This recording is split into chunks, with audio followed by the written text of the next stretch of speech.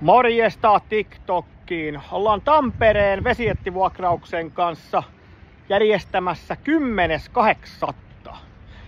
tämmöistä vesijätti-safaripäivää ja koitettaisiin saada sitä jopa Suomen suurin. Eli lähettäisiin tästä Tampereelta, ajettaisiin Valkeakoskelle, tankattaisiin siellä jetit ja itsemme jaettaisiin takaisin.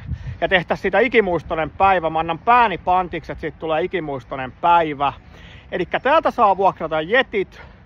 Ja sitten jos on omat jetit, niin omilla vesijäteillä mukaan, tietysti omalla vastuulla.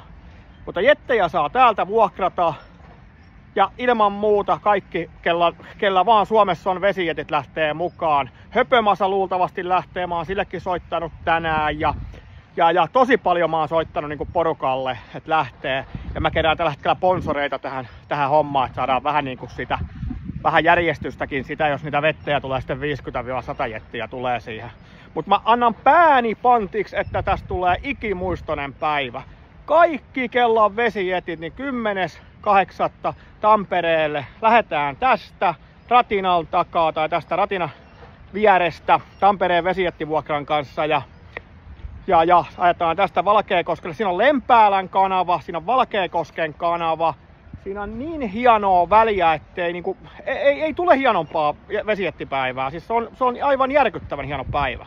Ja sitten katsotaan, jos ei kaikille riitä vesijättejä tai kaikille ei varaa vaikka vesijättejä, niin pientä korvausta vastaan voidaan varmaan ottaa porukkaa vaikka vesijättien kyytiin tai kaikenlaista tällaista. Mutta yritetään saada niin iso porukka kuin ollaan ja voi. Jakakaa tää, levittäkää tätä 10.8. Tästä lähdetään ja vesijättejä kyllä riittää Tampereen vesijättivuokralla. Noniin, moi!